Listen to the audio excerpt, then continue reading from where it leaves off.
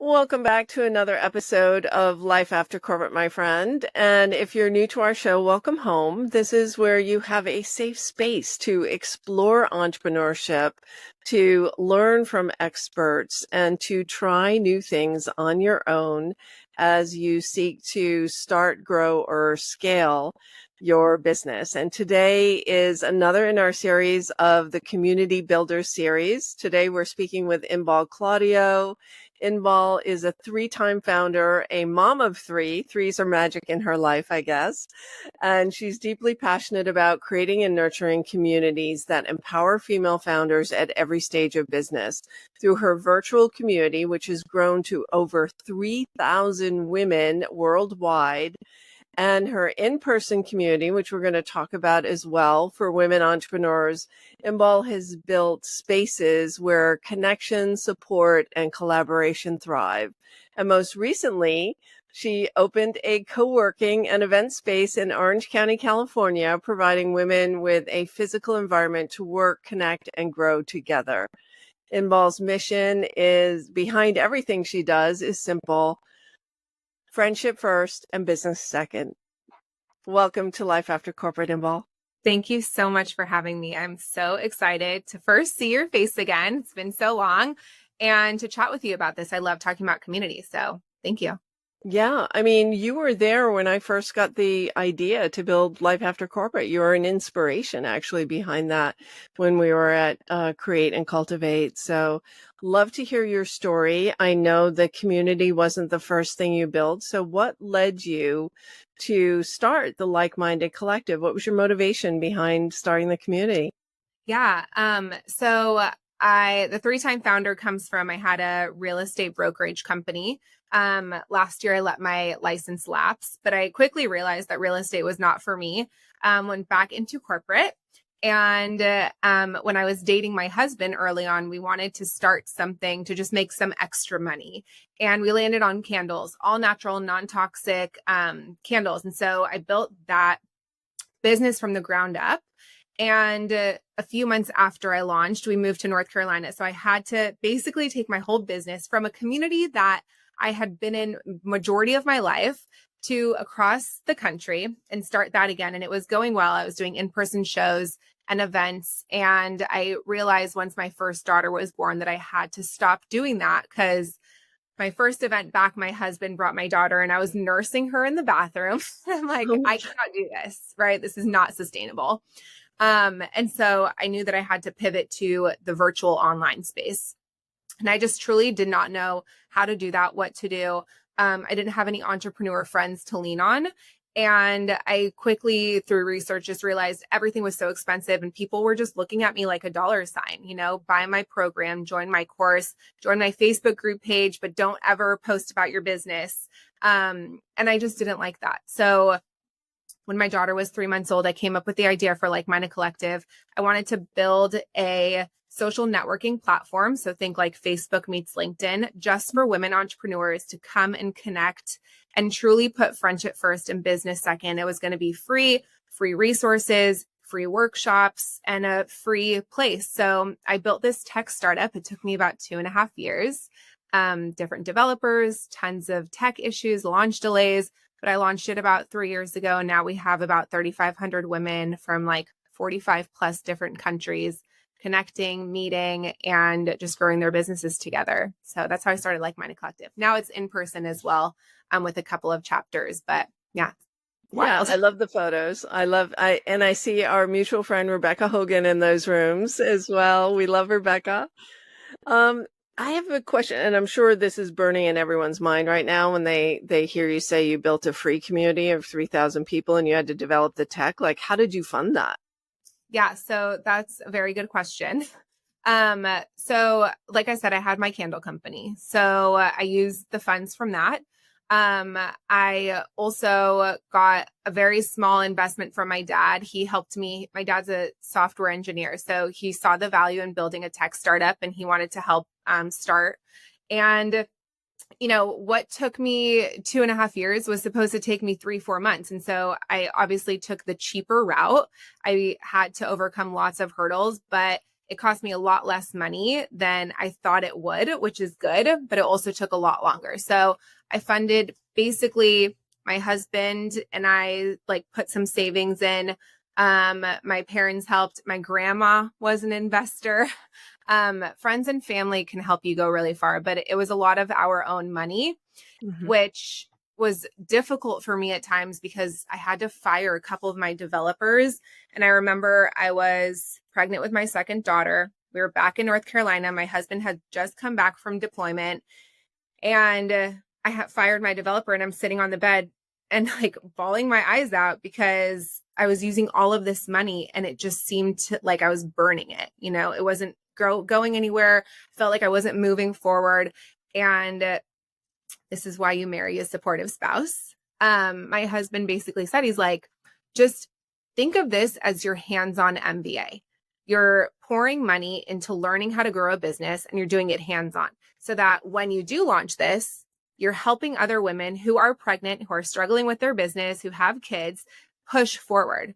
And I think that's what helped me kind of get through, is realizing, yes, it costs money. Yes, I have to put my savings, and sometimes, it takes a little bit longer if you don't have the money right away, but I knew that I had to keep going. And so that's kind of how I monetized it at first, was using savings, a little bit of family investment, and money from my other business. Yeah, and most women in services businesses, we bootstrap. Right. We're our very first investors. Kate Luzio told the same story about Luminary, that she used her savings to start her space. And but I'm curious, how have you monetized the community since? So is it still free? So I always promised that there would be a free space for women. So yes, the community is still free.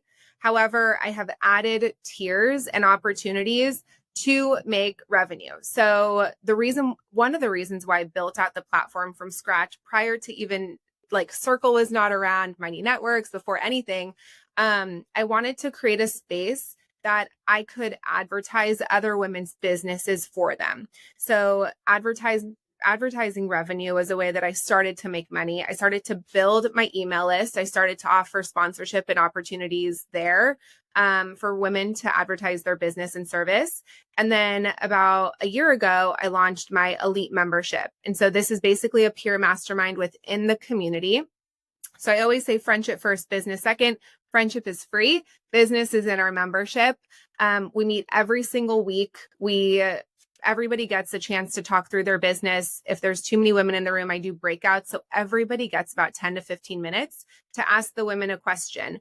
This is really for solo entrepreneurs or women with teams who don't have a co-founder, that just need to brainstorm about things that are coming up. So market research, email sequences, social media, content ideas, launch plans.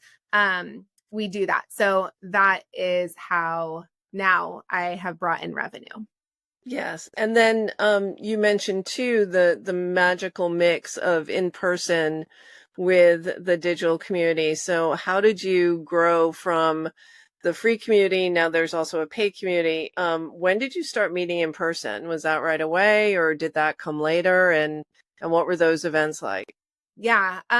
So I launched February of 22, the virtual, so LikeMinded Collective, and then LikeMinded OC was launched August of 23. So my third baby was born March of 23. And then shortly after, I realized, like, I want to hug my virtual friends in real life. There are women in my community who live in LA and Orange County and San Diego that I've never even met. And so I also have 3 girlfriends who all have in-person communities. So I got FOMO, and I'm like, I want this. This is so fun. You guys like do all the fun stuff. And so I launched it. I started to do some market research, started to reach out to people, some local women in the community. And I launched LikeMinded OC August of 2023. So almost 2 years ago. And it was slow, like when I help women build out their communities, people always say like, oh, well, I don't have time. And I didn't have time either. I had a 4 or 5 month old, and I had a full business also while doing my candles. And I just started with one event a month. So that's kind of how I started, one workshop a month. and slowly started incorporating other free events here and there to test the waters, like walks, coffees, things like that. And then eventually, almost a year after launching, I launched my membership for my in-person community. Wow. That's fantastic. Seems like having babies births new ideas too. That's basically, I basically launch businesses and babies at the same time. So I love that. What were some, there's this misnomer. I think there's a lot of people interested in building communities right now, and they grossly underestimate what it takes to actually build connection with people. So when you first started LikeMinded on the digital space, was it just people naturally took off and started connecting with each other, or what were some of the hard lessons that you learned in those early years? So everything that I've ever done, I've taken myself out of it. And one of the golden rules of community that I always tell people is it's not about you. If you make it about you as a coach or somebody as like an expert, then it's essentially a group program, right? You're teaching people, there's a structure to it. People come for you. But when you shift the narrative and you take yourself out of it and you start highlighting the women in your community, it becomes a lot easier because people feel seen, they feel heard, they want to show up, they want to connect and learn about each other. So I think that's what I do naturally. So before I even launched LikeMinded Collective, I started to build an audience on Instagram. I was reaching out to people organically like, hey, my name is Inbal. I'm building a free space for women entrepreneurs to come and connect. Would you be interested? A lot of women said yes. I got their emails. And then when they said yes, I said, would you be open to me sharing about you on Instagram? And they were like, yes, absolutely. Thank you. So I would share about them. They would repost, other people would find my Instagram. So while I was launching and had like 8 launch delays for my platform, I was building this audience. So when I did launch my beta, I had like 100 people who already were ready to sign up. And that's how I started. I was in there a lot, posting, tagging. I took time to get to know every single one of the women, where they lived, what they did. I would get on calls with them. I talked to thousands of founders because the biggest thing for me is if somebody posted something, let's say, hi, my name is Inbal. I'm new to the community. I have a 5-year-old, a 3-year-old, and a 2-year-old, and I live in Orange County, California. And I just opened up a co-working space. So I can be like, hi, Inbal, nice to meet you. So-and-so also has a 5 and a 3-year-old and lives in Orange County and is a female founder, right? I wanted to bring people to the community by tagging them. So you can't do that unless you really invest in your members and get to know each one. I think a lot of people have this misconception that you just open up a Facebook group or a circle community, you post about it on social, and people will start thriving. The problem is that there are thousands of communities now. People go in mostly to pitch. So how do you differentiate yourself to start those connections? And it's you. You need to connect people. And then eventually it'll start to grow and people will start tagging other people on your behalf. But that's the biggest thing. You have to take yourself out of it. You have to focus on your members and you have to get to know them on a personal level to be able to bring them back in and give them value, which is friendship. Yeah, I think you had a sixth sense about that. Like, it doesn't sound like you went down the wrong path unless I'm missing something, but that was your intention from the start, and that you put in the extra effort to make that happen by creating that personal connection. So there was a lot of sweat equity up front in making sure that people connected with each other, that they were highlighted, a lot of natural brilliance in your approach to starting the community. What was next for you? When was that moment where what Gina Bianchini calls the flywheel, right? So the flywheel where the community really started to grow exponentially. What was that moment that you woke up and it was like, oh my God, this has a life of its own. I don't have to work so hard or is that really true? Do you always have to work hard on making sure the community is rolling the way you want? There are 2 parts to that. So I want to go back to something you said previously, before you asked your question.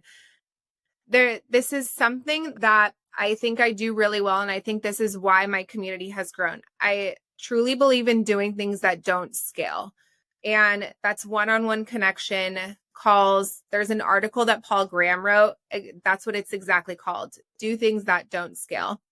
I think it's an article that every single founder needs to do, because I think now a lot of people, like I said, post and expect the Instagram or LinkedIn to do all the work for you.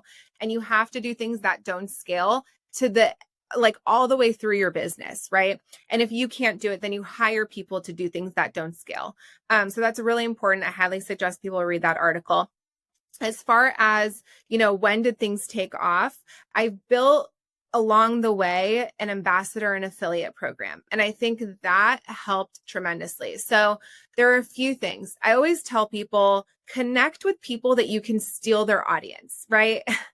Who can you connect with that has connections to your ideal audience, right? Podcasts are a great way to do that.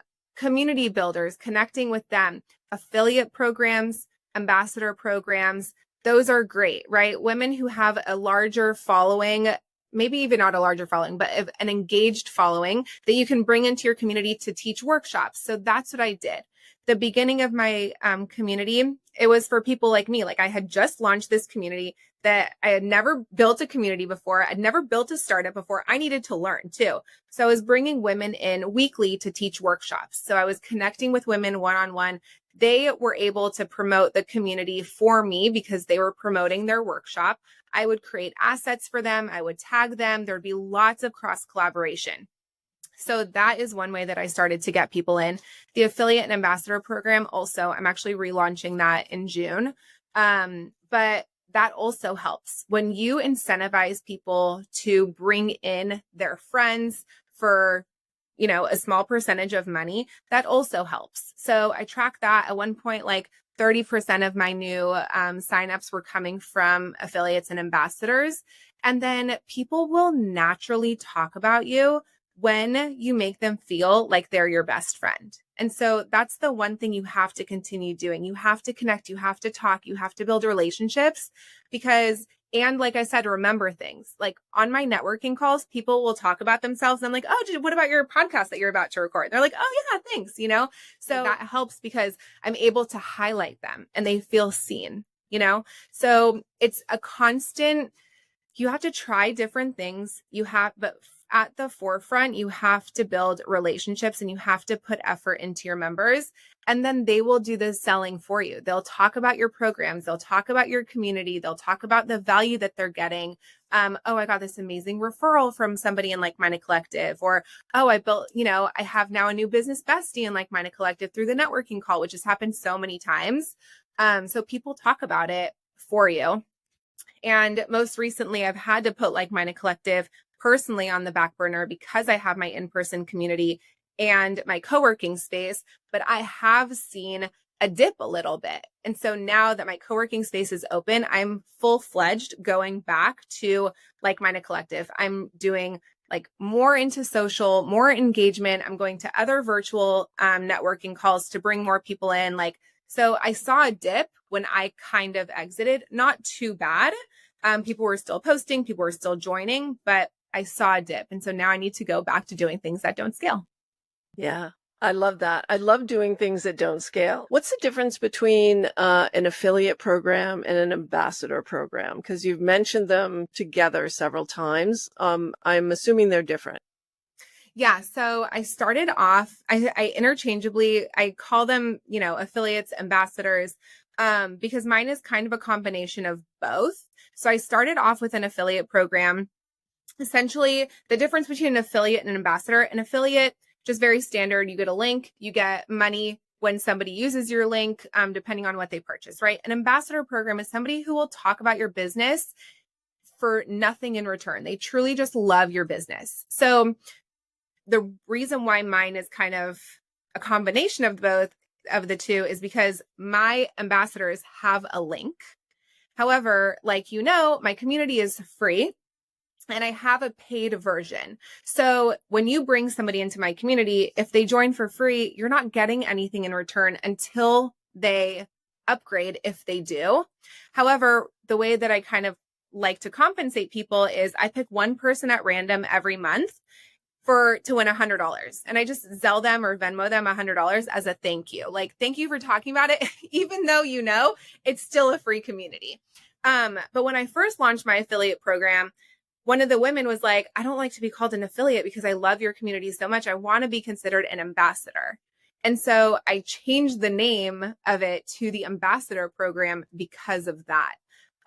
So that's basically the difference. It's essentially, one, you get a link. It's very transactional, which is an affiliate program. The other one is more relationship based. So mine is kind of a combination of the two. Some people, that's why I say ambassador affiliate, because it doesn't really matter. Some people like one over the other, but the whole goal is to create a community of women who will talk about your business for you and bring people in, and you compensate them in some way. Yeah. That's beautiful. I love the way you're thinking about that. Again, friendship first, business second. Yeah, I love it. And now I do that in person. There are women who have been members.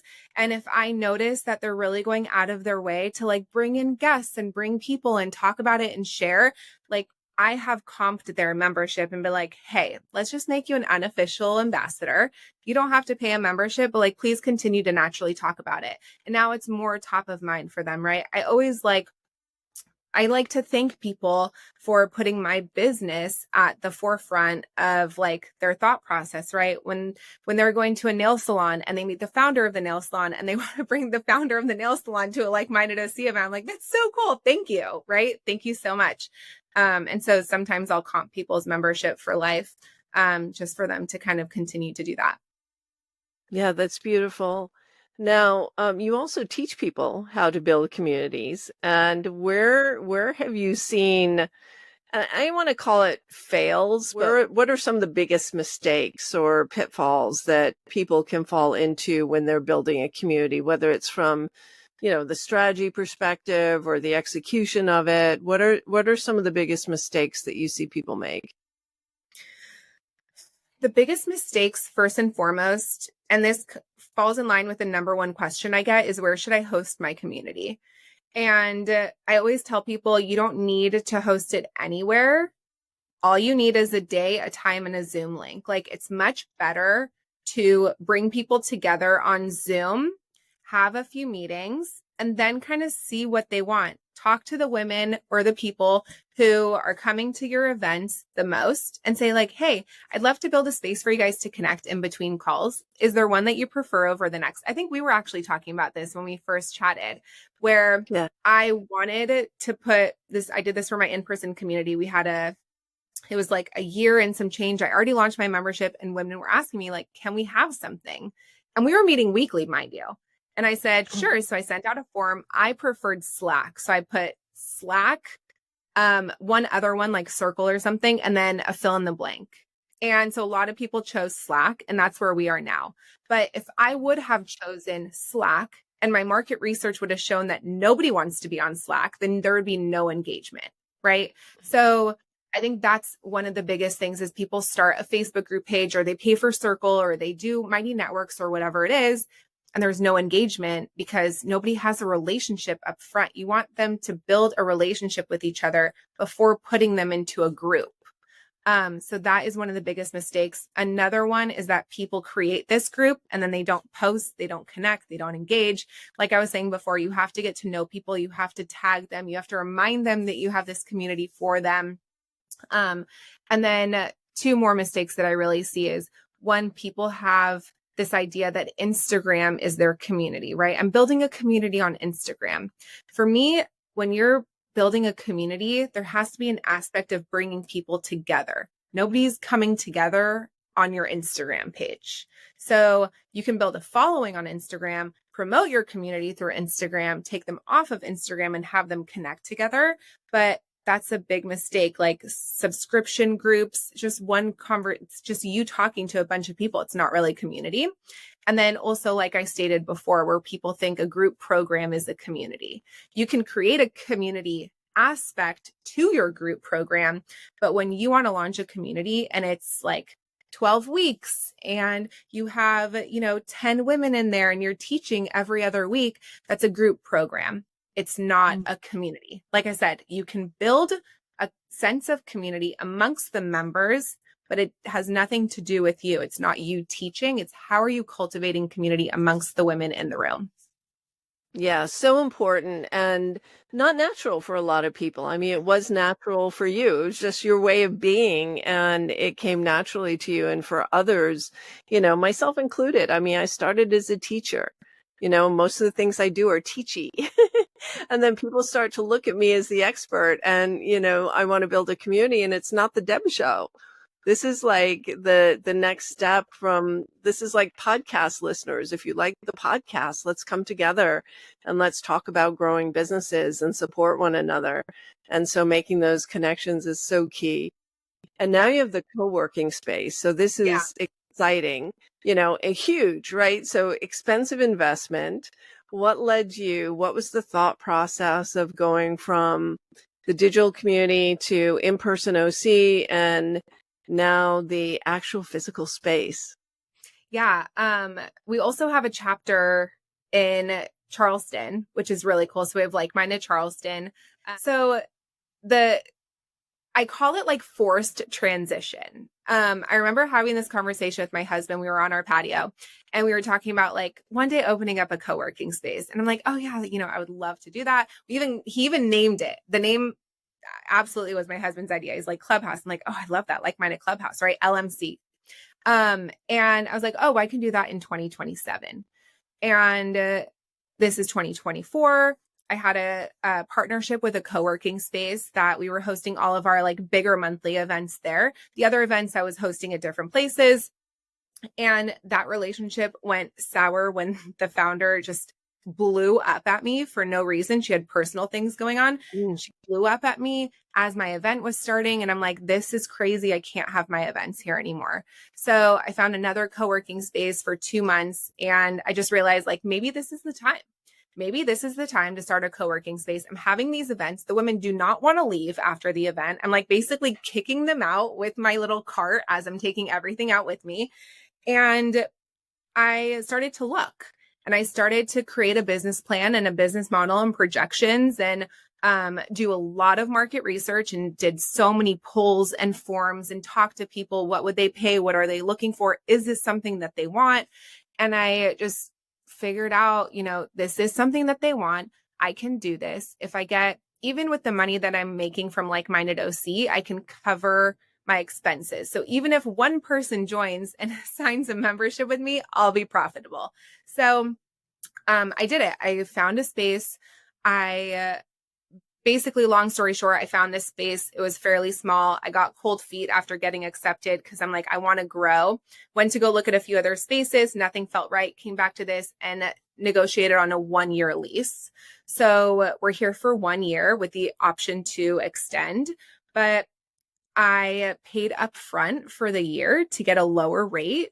And it just happened. And there are people here. And now I get to host all of my events here. And it's beautiful because my in-person events are here. So people come in, they see the space and they join the membership. They do drop-in rates. They host their events here. So I'm able to rent it out. But it was emotional. I still walk in every single day and I'm like, this is my space. This is so cool that I have a space that brings women together to feel at home, right? You talk about your podcast, like feeling like home, like Clubhouse is home for LikeMinded OC. And so it's a really cool feeling. I love that. Congratulations on that. I know it's a big deal to commit to something like that. And also, I want to highlight for the listeners that you did market research, you had a business plan, you tested the price point, all the things we do before we bring something to market. So you went through what every, smart and accomplished entrepreneur would do. Now, I know you also teach people to launch communities. So tell us a little bit about that program, what it's like, when it runs, and how people can find out more. Yeah. So I help women launch communities in a bunch of different ways. So I work with women on like 1-hour strategy calls. I think when people think of community, when they first want to start, it takes 1 hour to figure out how to plan your next event and your first event. And so usually we work together for 1 hour. We can plan. And then once they launch it, we can work together more. So I work with women in 1 hour or 1 week. And then I also have a mastermind with one of my very good girlfriends. Her name is Haley. She has also an in-person community. It's called Magic Makers. It's 12 weeks. And we help you build your actual community. So this is for women who already have something going on. They know how to create, consistent events. And now we talk about everything from start to finish. So tech, business model, monetization, conflict resolution, which happens, engagement, lead generation, affiliate programs, events, sponsorships, how to put together things without having to pay for them yourself while highlighting other businesses. And everything is pre-recorded modules, and we do Q&A. So you're building your community in real time, and also how to get people from this community, because for most people, community is not their number one revenue generator. So how do you create this community to be your top of funnel, to where you do bring people in, you make them feel like seen, heard, appreciated. So when you're launching something, they're going to purchase it. When you're adding a tier to your membership, they're going to join it. They love what you do. They're getting so much value from you, and they don't feel like they're being pitched to 24/7. So we help women do that in the mastermind that we run a few times a year. Yeah, and we'll post that link in show notes as well for people who want to learn more or get in touch with you.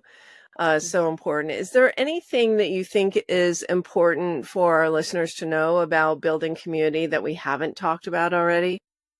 I just want to emphasize that if you've ever had an issue in your business, community will most likely solve it.